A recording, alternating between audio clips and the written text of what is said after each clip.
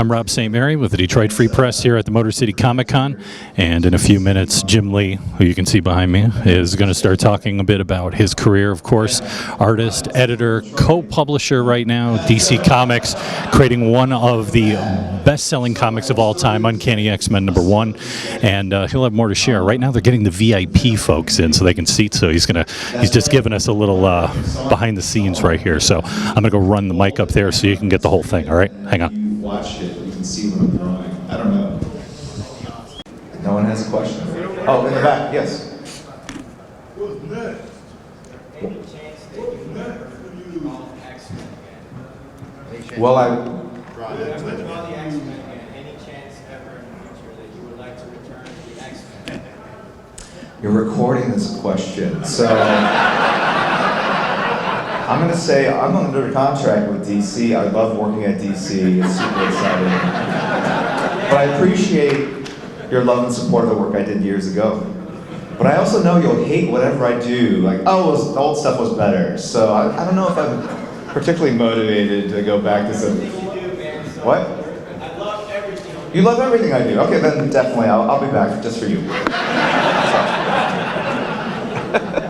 You have the scoop. What's your name? Just so I know who to blame. Send all the trolls to. What? Joe Mendez. Joe Mendez. He's the one. All right. Yes.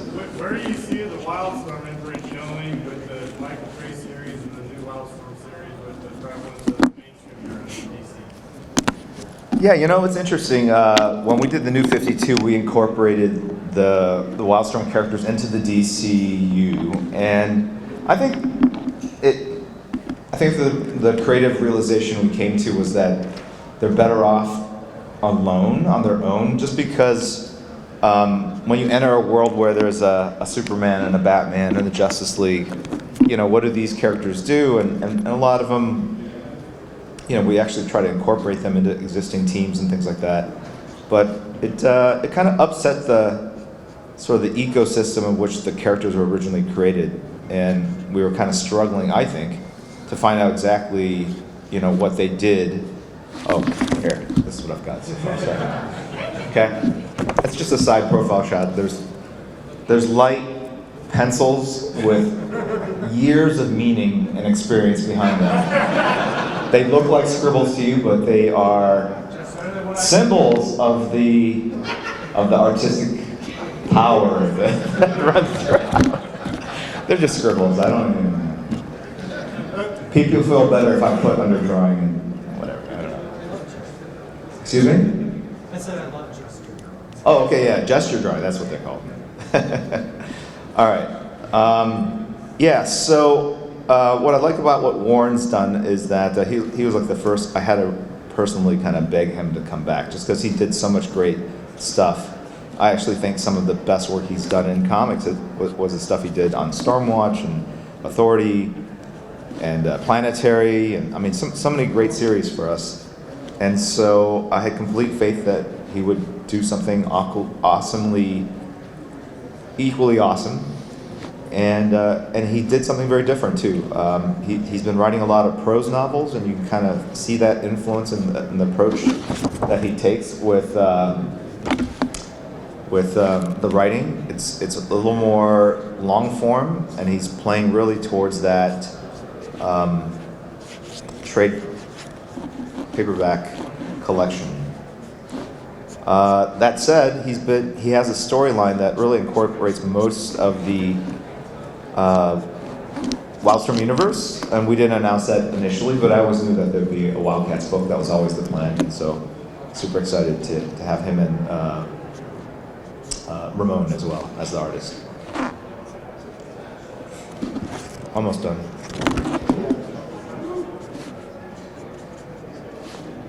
Any other questions? What's next for me? I'm going to Chicago tonight. It's a crazy trip. Yeah, I know what you meant. There's not a lot, just short stories. I did that short story in Detective 1000 with Kevin Smith, which was really awesome. And there's another project I'm doing we haven't announced yet. It involves, I think, 8 to 10 pages. That's probably what I'm good for right now, just because when I took on the chief creative officer role last June, I'm reading a lot more scripts and things like that, so that takes up a lot of my time. And and that's usually when I drew, like late at night or on the weekends. And it's been going really well. I do miss like kind of drawing more regularly, which is always a good sign, right? As opposed to going like, oh, I'm so relieved I never have to draw again. So I know that there's a lot more drawing in my future. I think it's something that, even if I kind of semi-retire, I see myself just principally kind of drawing projects. So, and then there's another cool project with a big name writer, which has not been announced, and I have pages from that script, which I can share with you guys if you want. No. Yeah. So I do have things to work on, and then just covers here and there. Oh my God, never, no, no. Are there scripts that I read that I want to draw? Absolutely. I think the hardest part of being a publisher or a chief creative officer is you read and see stuff all the time that's just amazing and it makes you go like, why am I helping these people? I should do this. Like this is you can visualize it. You can see how awesome it would be to see your ideas come to life and be able to dictate the story, So it's a different kind of role, but I felt that even on the publishing side, like we do a big event, I can visualize these scenes, and then they go, you can't hit a deadline ever. And I go, you're right, but I can visualize these scenes. Come on, I've got to cut for something. And they go, no, you can't do it. So 8 to 10 pages is what they trust me with. How do you feel about Hush finally getting animated? How do I feel about Hush? I'm happy that it's finally happening. It's interesting. I've read some of the feedback already online, and it ranges generally from why did you change the look or the art style? But I know that if they faithfully copied the trade paperback, the sentiment would be, why did you waste my time and try to copy something that is so unbelievably magnificent and amazing? No one would ever say that online. What are you talking about? They would say, like, why are you copying something I've already seen? So I think to the creator's credit, they knew that there would be that risk because so many people love the original series. But I think it's all about being faithful to it, but also doing something different. So if you've read the graphic novel or the series, it is not a direct one-to-one translation of it. So you will still be shocked at the turns and twists. And I think they revealed the box cover art, and you'll see that there's no Huntress was replaced by Scarecrow. Scarecrow plays a bigger role in it. So I actually redrew Scarecrow and finished the art. So I still feel, I still feel attached to it. So yeah, I'll be curious to see what you guys think.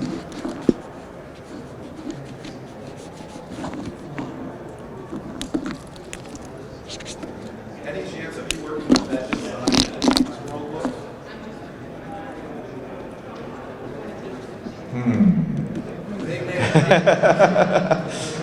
Well, I did work with him on Action 1000, right? I really enjoyed working with him. I thought I would get like all these panels with people talking. I'm like, knock that one out in my sleep and just draw it once, and we photostat the other 9 heads. Then he gave me all this action to draw. I'm like, who is this? So it was really a lot of fun. He surprised me with what he gave me, and we have plans on doing something else. That's all I'll say. It's done. So I will give this away. Usually I do it at the end, but I'll do it now.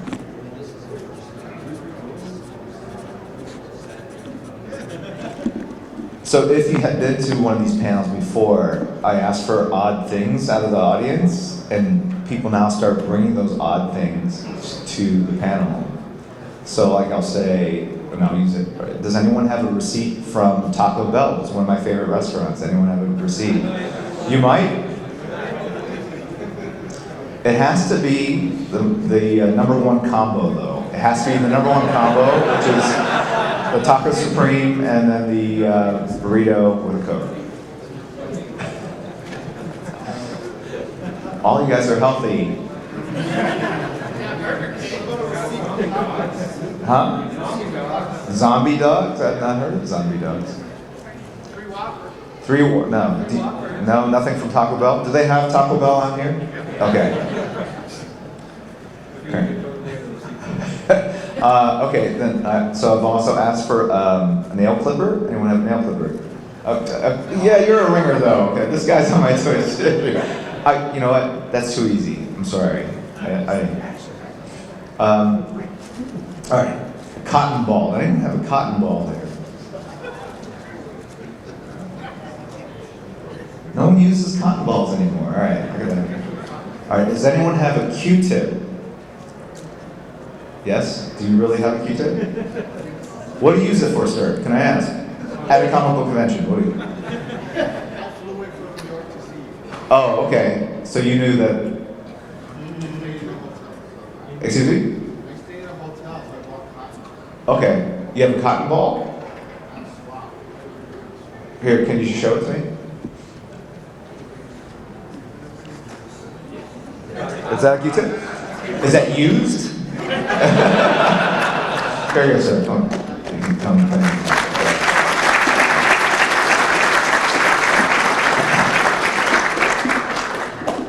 You flew in from New York? Yeah, and I got 3 VIP. Oh. That's what's called a flex. You don't want this, right? No, I do not want the Q-tip. There you go. Thank you very much. All right. All right. So I will draw Batman next. Batman? Yes. All right. Superman? Really? No, I mean Batman over here. It's like a wedding. Batman, Superman.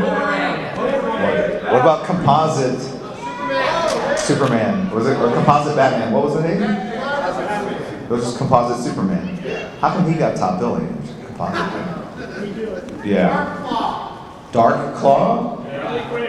I'll pretend I didn't hear that. Dark Claw. Okay. All right. I'll do Superman. Sure. And I'll get to Batman. These are relatively quick. Superman. What does it look like? All right. Okay. Hold on a second. All right. All-Star Batman and Robin. Is that ever gonna be finished? I always say yes, but I want to be truthful to you because you look like a good guy. Yes, I think it will be. Frank and I have talked about it a lot. Truthfully, we don't have an ending that we're happy with, right? So we set this up, and then we took this long break. The Joker's involved. I feel like the Joker should be involved in the origin of Robin. Otherwise, it's so we've talked about ideas, and I think if I were to ever step down from my role, my day job as publisher, chief creative officer, and then got back into like drawing comics full time, that would definitely be something that I'd want to finish up. That was a lot of fun. I loved working with Frank. He was a hero of mine growing up, a role model. And there's not been a definitive take on Robin's origin, even though I think All-Star Batman Robin is really within his continuity. It'd be kind of fun to create that moment. So, yeah. As chief creative officer, how hard is it to make the decision to like pull the plug on certain lines or comics? Say like future quests? Yikes. Future ones? What do you mean? Future quests. Like how hard is it to pull the plug on certain lines? Make that decision to stop. I don't call it the talent, so it's super easy for me. I'm like, don't publish anymore. Go ahead and call these people. Tell Frank Miller it's not going to happen.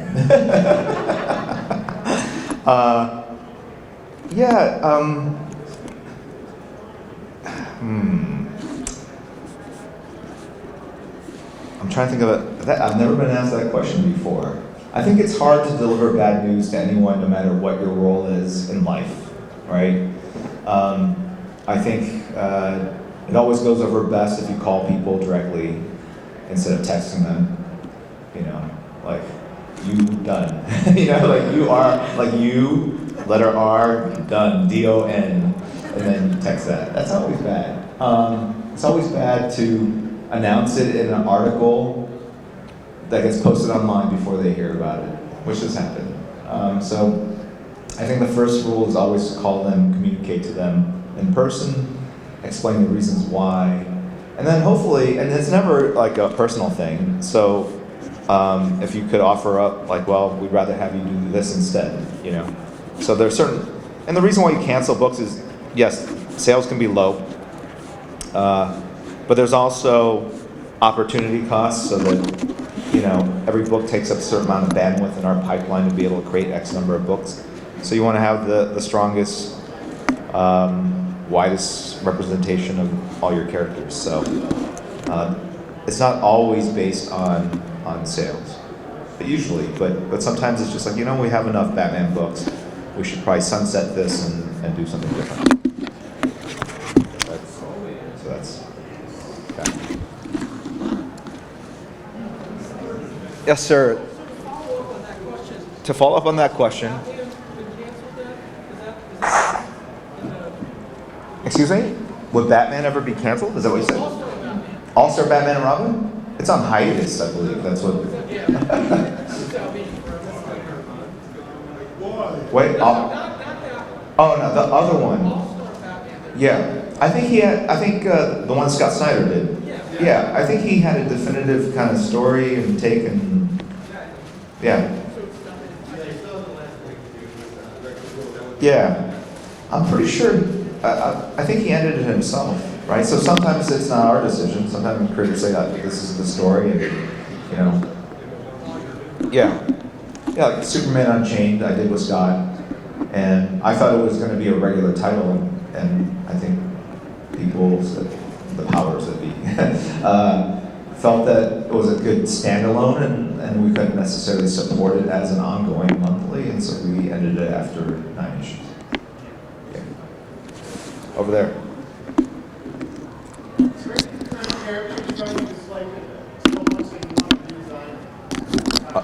Are there what? So great. Is there a character that exists today that you dislike so much that you want to redesign the costume? Or should we get like $52? Is that all you remember from the New 52? The comics? What, is there a character that you would like to see redesigned? No, but as a designer, I'm sure you would like to just, besides your style, maybe there's something you just want to tweak or modify. Not on a OCD basis where I wake up every morning and go like, oh my god, that character, why don't they fix that collar? Why don't they make the collar bigger? What's wrong with these people? Don't they know the neck is the ugliest part of the human anatomy? I mean, no. So I don't wake up with those thoughts, right? And I don't look at characters and go like, oh my god, I hate this design. So usually to me, and I will change designs that I think are good too, because that's the requirement. If we're gonna do a New 52 relaunch, do you keep everyone in the same costume? So sometimes you're tweaking things that you don't need to tweak, but you are trying to change it for this greater whole, and ultimately whatever you love always exists and finds its way back into, you know what I'm saying? Like, if we did Superman without a cape for a long period of time, there's no way anyone would say he's never going to have a cape ever, right? You know it's going to come back at some point. So, even with the trunks, we knew, like, we'll see how long we can make this last.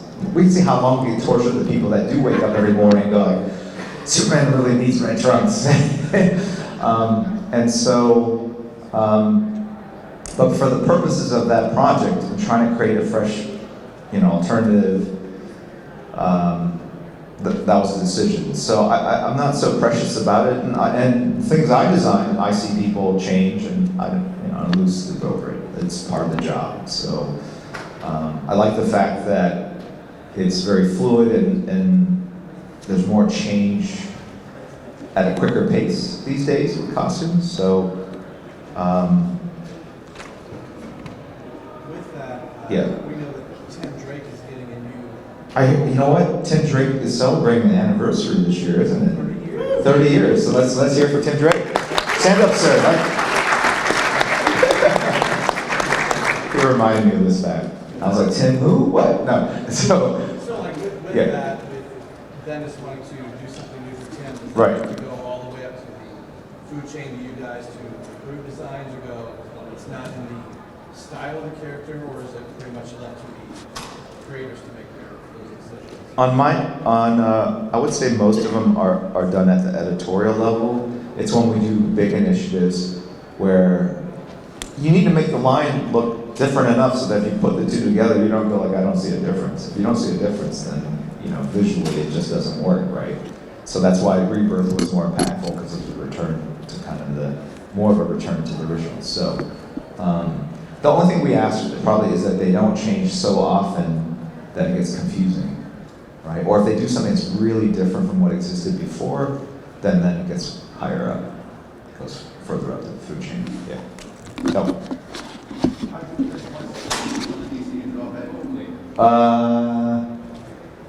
I think he wanted to do it. I think so. It was so long ago, like 7 years or something when he started. I'm trying to remember. I see Mark.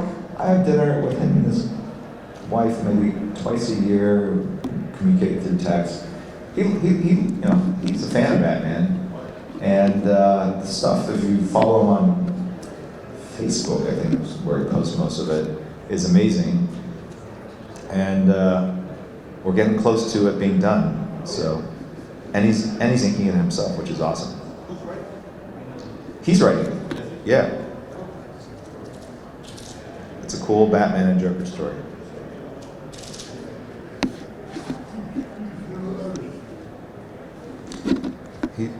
I drew a very unhappy Superman. I apologize to whoever wins this. Huh? Yes, right. Do you talk to any of the other founding fathers of Image besides Mark? Who? Todd. McFarlane? Oh, Todd McFarlane, that guy. I talked to Todd 2 days ago. Yeah.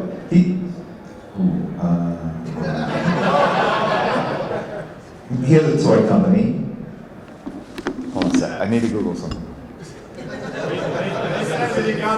Okay, all right. So yeah. So all right. Okay. All right. Yeah. So I almost got fired. So yeah, he has a license to produce DC toys. So we're super excited about that. So I was talking to him about that and some other stuff. And then I talked to Rob yesterday. So yeah. I still keep in contact. Yeah. Let me just say also, since people are videotaping this,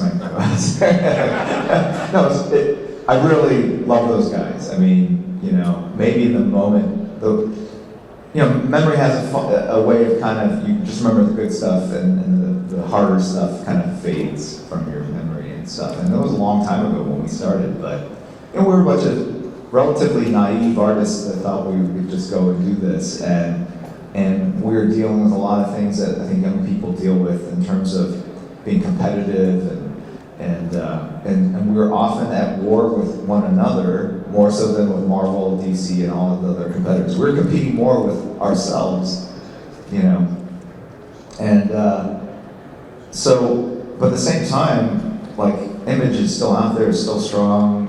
Obviously with Robert Kirkman being part of it, it's super strong saga. There's a lot of great books coming out of it, which are really different from what we did when we started, right, with superheroes and whatnot. So I'm very proud of kind of what we achieved, you know, even if we didn't necessarily know what it would eventually end up being now, right? And so I have very fond memories. I don't have any brothers in real life. I have one sister. And so I imagine that's what it would have been like to have 5 other brothers, you know, a couple that don't know how to draw feet, and then a couple others that I'm one of them. I'm one of them.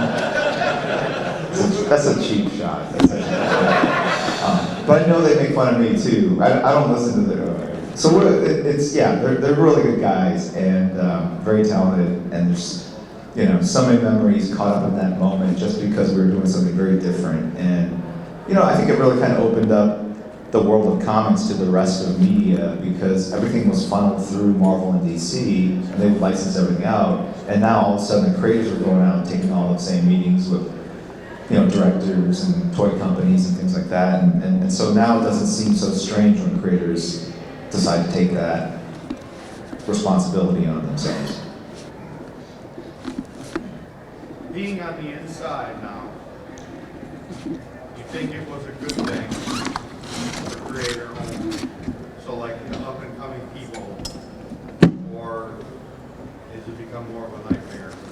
Creators are a pain in the ass. Let me just no, not one of them. No, and publishers are a pain in the ass. So I've been on both sides, and I think I have a unique point of view because I do understand really. I mean, because from our point of view. Are you a creator? No, I mean just. Oh, as a fan? As a fan. Okay, all right. Like, I think it's a great thing, but maybe it's not. You know, I don't know. That I worked on both sides. No, that it happened. You know, because you had like. Oh, that image Neil happened. Adams and Mike Rell. Yeah. People started doing it, then you guys came and did it, and it really happened. Right. So now here we are, and it feels like, you know, anyone that comes up with something, they should get some recognition throughout the life of that character or something. Right. But you might say, no, I don't know. So let's wrap it up. Huh? Let's wrap it up. Okay. I'm not sure if I entirely understood the question. Well, I was just Yeah. saying, I mean, do you think it's a good thing?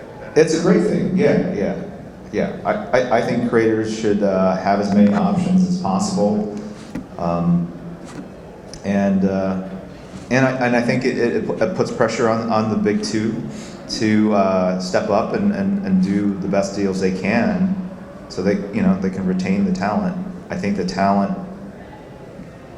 You need 3 things really for a successful series, right? You need a great creator, great story, and the right character. And we have some really great creators that work in comics.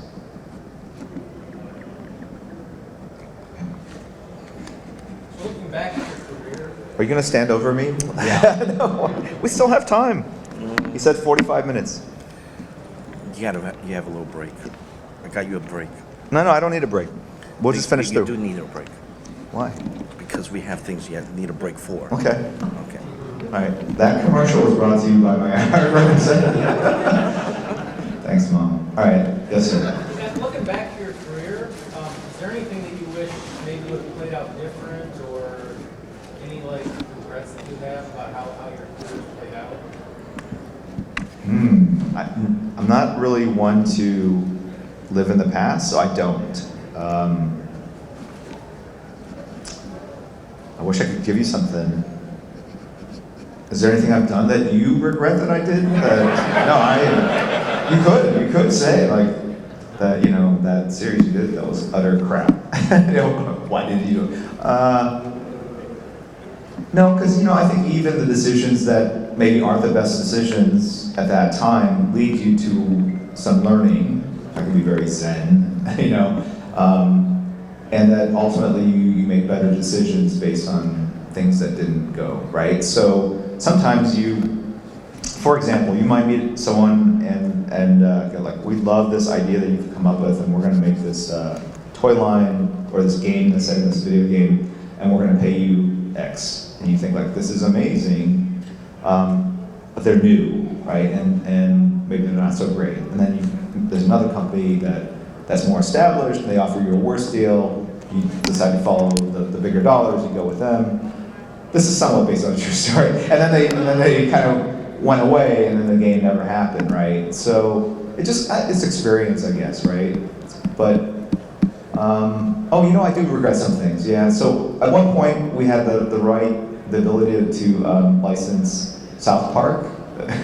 We passed, and then there was another big one. I think it was like Pokemon or something like that, like some huge thing. I mean, we're in the business of doing other things besides just our own characters, and yeah. But those, I don't lose sleep over them. I mean, like, there's no way that you can predict with complete accuracy what's going to be successful or not. So, I think they're funny more than anything else.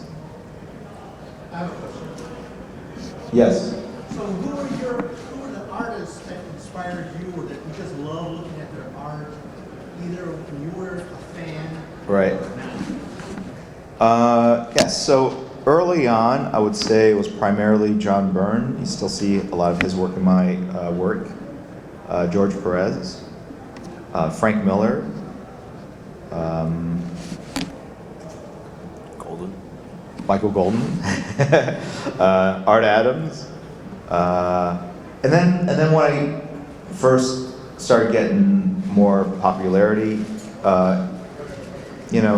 all the Image guys, even before we started Image, started influencing each other, or at least I was influenced by what they were doing. So with Todd and Rob and Mark Silvestri, so I give them a nod as well.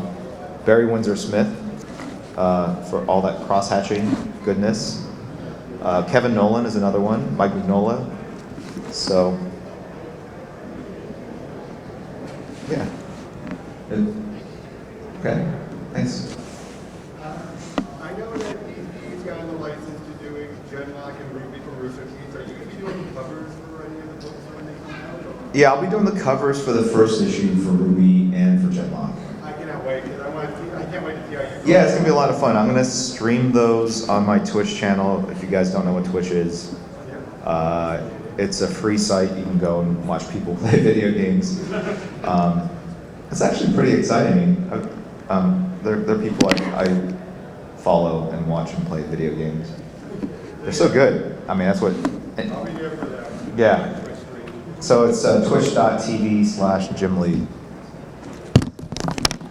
How do you find your artists to follow on your Twitch? You take their pencils and you make them? Oh, yes. So on the stream, I've done different things. I've done critiques of people's artwork. And then I've actually had people send me their pencils, and then I've inked it live on stream. So the most recent one I did was over a kid named Clayton. He's 16 or 17. He's been on the stream for a while. Lives in Idaho, Utah, I forgot. Yeah, so I have him mail me the pencils, and then I ink it, and then I mail it back to him.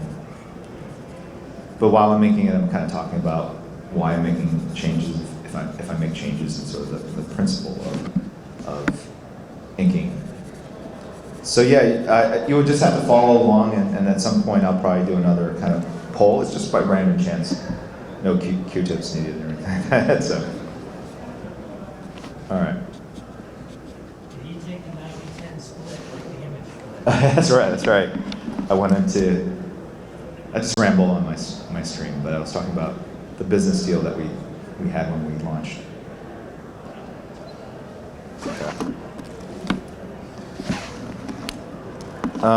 So for this one, yes. So I've been a big fan since Robert's X-Men days, and Superman, your Batman. Yeah. Incredible artwork. I think you're one of the best artists of all time. Thank you. Being a huge fan myself, Yeah. my question to you is, can I have that piece of artwork? Yes. You would be happy, but then all these other people would be unhappy, I'm the only right? one that asks. Huh? I'm the only one that asks. Oh, so since you asked, no, I think I have to be fair and offer everyone the chance. What do you have in your pocket, though? No. I was talking about money. I'm talking about. Okay. Okay. Does anyone have a fortune that you pull out of a fortune cookie? First one to raise their hand. And over there, sir. Come on. That's it. Come on up. Oh, this is sir. I guess just pick this one. And let's see. Does it say good things will come to you? Your success is inevitable. Your success is inevitable. Look at this. I love that. Hand Express too. My favorite. Sorry. Thank you. All right. All right. I'll just take one last question, right? Because I think I actually have to leave at 3 o'clock, and so we're trying to get a lot done. I think you already asked a question, something, right? Captain Marvel. Or you won you had the Q-tip. Okay. But I was going to ask someone else because... No, I'm sorry. Is it a good question? All right.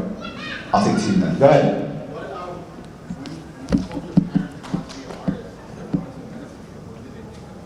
When I told my parents I didn't want to go to medical school and be a comic book artist,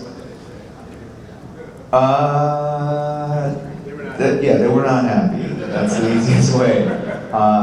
There were not a lot of fights I can remember having with my parents where there was like full-on shouting and crying and people jumping up and down. It was just like an image meeting, actually, in the early days. And I literally walked out of the house. Like I said, I'm done. Like, and I lived in the suburbs in Missouri, and there's nothing for miles. So I'm like walking down the street, like, please come stop me from walking. Tell me to come back home, because I don't want to keep walking, because there's nothing for miles and miles. And my dad came out and got me. And so I think they realized how serious I was. And that this was not something I really wanted to do, which was go to medical school. No offense to the doctors here. I hear it's a decent job, school. My father's a doctor. But I just wanted to do something different.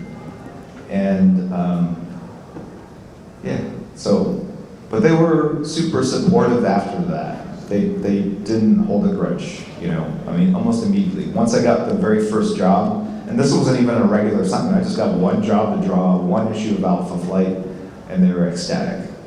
Yeah. And then they said, "Look, when are you moving out of the house?" You know? I left shortly thereafter. Anyway. Yes, sir. So, last question. What advice would you give to a younger artist? What advice would I give to a younger artist? Almost everyone in this room is younger than me. So this is for all of you. You're all young in my book. If you want to be an artist or a writer, number one rule, the number one thing I could impress upon you is to draw if you want to be an artist, and write if you want to be a writer. It sounds super dumb and simple, but that's the hardest part, I think, is actually sitting down and doing the work. Like, I would love to write, but I don't know how to write. I can kind of construct stories, but the thought of sitting down and writing, you know, dialogue, and I've done it. It's not easy. It's very hard. But I know if I wanted to do that, that's where I would start. And if you know that the first thing you do is going to be really bad, which it will be, because everyone, for the most part, 99% of any effort, the first time you build a cabinet, you know, a wooden cabinet, or the first time you draw something, or the first time you run a race, you're not going to do your personal best in that moment, right?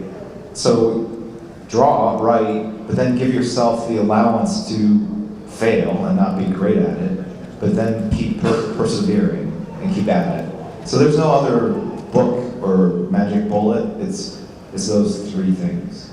So that's what I would encourage you guys. So thank you very much, guys. It's been great. It's been a long time since I've been here, and it's great to see some of the fans and re-see some of the people that were here when I was here 22 years ago. So thank you guys for being here. Thanks. Guys, the VIPs that are boarding up, please exit.